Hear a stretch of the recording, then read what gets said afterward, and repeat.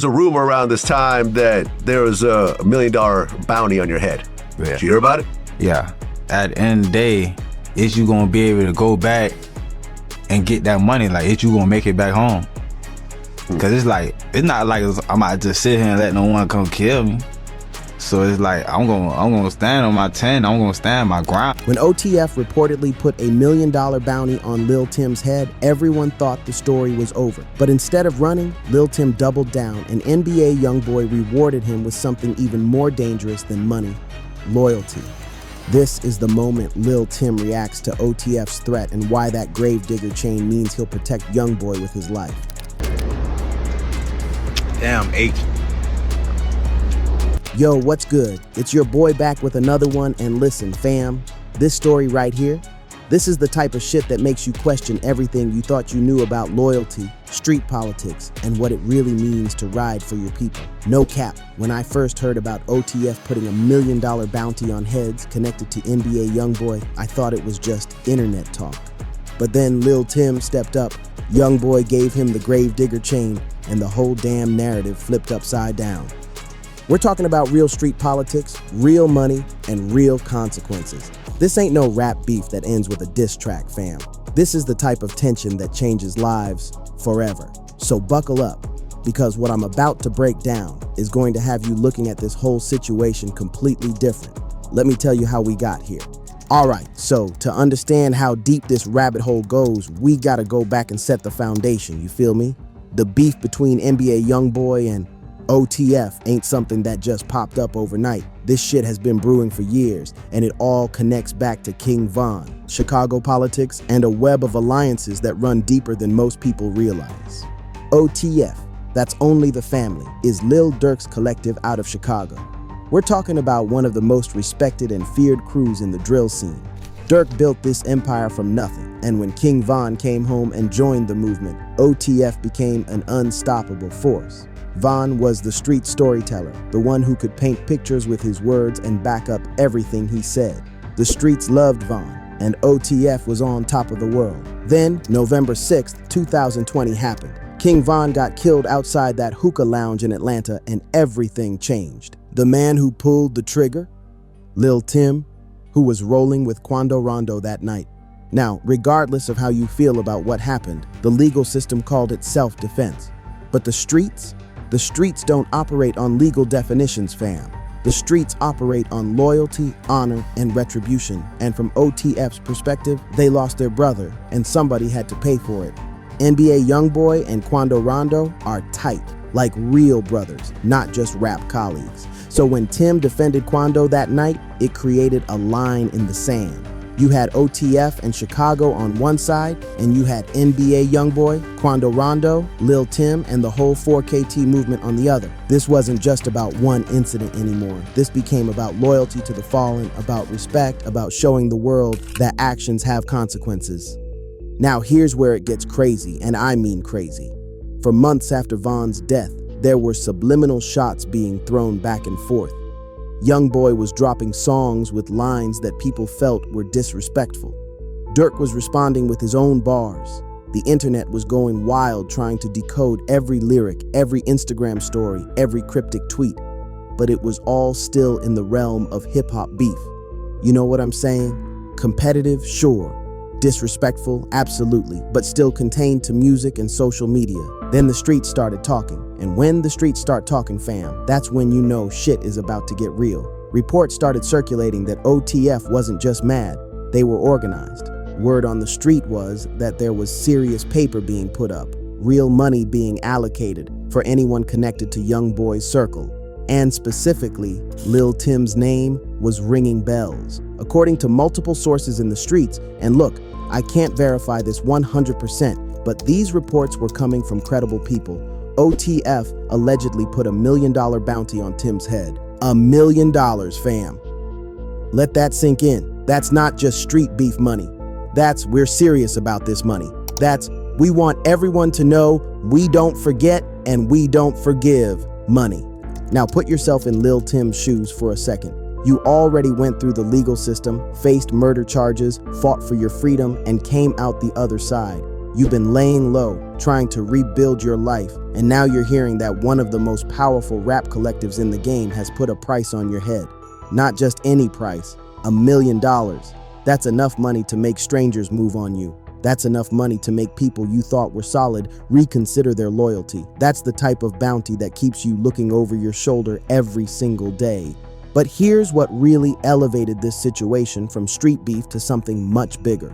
Lil Tim didn't run, he didn't hide, he didn't go offline and disappear. Instead, Shorty did something that shocked a lot of people. He responded, and his response showed exactly what type of timing he was on. Tim hopped on social media, and instead of being scared or trying to downplay the situation, he acknowledged it. He basically said, "Yeah, I know what's being said. I know what's out there, and I'm still here." That takes a different level of courage, fam. When there's real money on your head, when serious people are looking for you, the natural instinct is to disappear, to move in silence, to try and wait it out. But Tim stood his ground. He posted videos making it clear he wasn't intimidated. He was still in public, still moving around, still living his life. Some people called it reckless. Some people said he had a death wish, but others saw it differently. They saw a man who refused to be made into a victim, who refused to give his enemies the satisfaction of seeing him scared. Now, what happened next is where this story takes a turn that nobody saw coming. While all this tension is building, while Tim is out here basically playing chess with his life on the line, NBA Youngboy steps in and makes a power move that changes everything. Youngboy gifts Lil Tim the Gravedigger chain. Yo, let me break down why this is so significant, because if you're not from that world, you might not understand the weight of what just happened. In hip-hop and street culture, chains aren't just jewelry, they're symbols. They represent status, loyalty, and most importantly, protection under a banner. When a major artist gives someone a chain, especially a chain as symbolic as the Gravedigger, it's making a statement to the world. The Gravedigger chain is specifically Youngboy's symbol. It represents his brand, his crew, his movement. By giving that chain to Lil Tim, Youngboy was saying, "This is my man. He's under my protection. He rides for me, I ride for him. We're locked in." This wasn't just a gift, this was a contract written in gold and diamonds. This was Youngboy telling the world, if you got a problem with Tim, you got a problem with me. And for Tim, accepting that chain meant accepting everything that comes with it.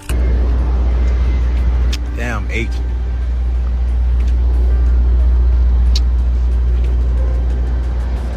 I see why Chris didn't want to get that bitch up. I'd be a boss. Yeah.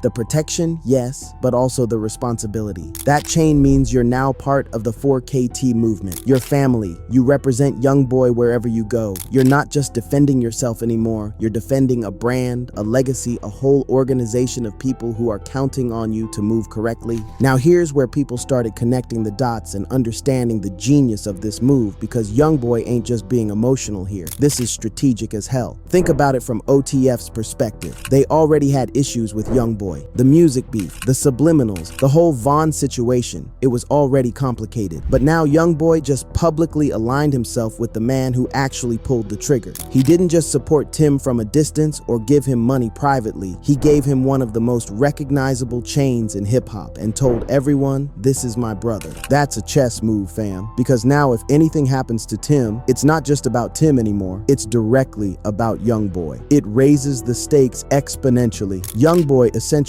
took the bounty on Tim's head and extended it to himself. He made it impossible for anyone to separate the two of them. You can't move on Tim without it being seen as a direct move against Youngboy. But it also does something else that's equally important. It shows Tim and everyone watching what loyalty looks like. Youngboy could have stayed neutral. He could have kept his distance. He could have let Tim deal with his own problems. Instead, he stepped all the way in. He didn't just offer support, he offered protection under his banner, which in the streets is one of the most valuable things you can give someone. The streets started reacting immediately. Social media went crazy. You had people on both sides weighing in. OTF supporters were saying Youngboy was being disrespectful to Vaughn's memory. 4KT supporters were saying Dirk and OTF needed to move on, and that the legal system already ruled on the case. Neutral observers were just watching in amazement at how high the stakes had gotten. But here's what a lot of people were missing in all the noise. This move completely changed the power dynamics of the situation. Before the chain, Tim was an individual target. He was isolated, even if he had friends and support. But after the chain, Tim became part of a movement that has millions of fans, serious street credibility, and resources that match anything OTF can bring to the table. Youngboy essentially said, "You want to get to him? You got to go through all of us." The ripple effects of this situation are still playing out, and they're way bigger than most people realize. This isn't just about two rap crews beefing anymore. This is about how alliances work in modern hip-hop, how street politics intersect with social media,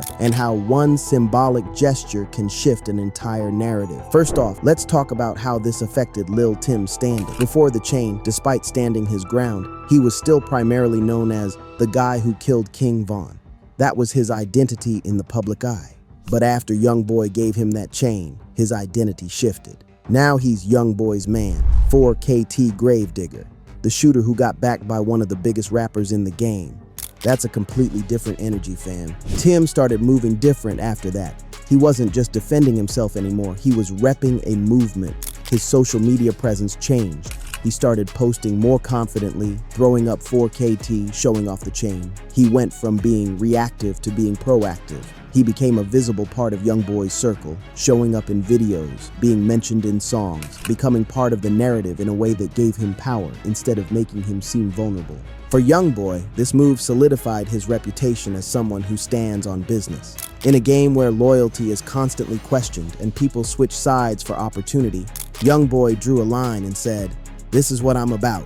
He gained respect from a lot of people who might not even be fans of his music because he showed he's willing to put everything on the line for his people. That type of loyalty is rare in this industry, and people recognize real when they see it. But there's also another layer to this that people don't talk about enough. This whole situation has become a litmus test for how people view justice, loyalty, and street code versus legal outcomes. Tim was found not guilty in court. Legally, the system said he acted in self-defense, but the streets operate on their own code. And from that perspective, Von died, and someone has to answer for it. The tension between these two systems, legal and street, is at the heart of this whole drama. So, where does this leave us, fam? What does all this mean for hip-hop culture, for street politics, for the next generation watching all this unfold? First, this situation proves that social media has fundamentally changed how beef operates. In the old days, this type of tension would play out in the streets, away from cameras, and we'd only hear about it after something tragic happened. Now, every move is documented, every chain is photographed, every response is posted online.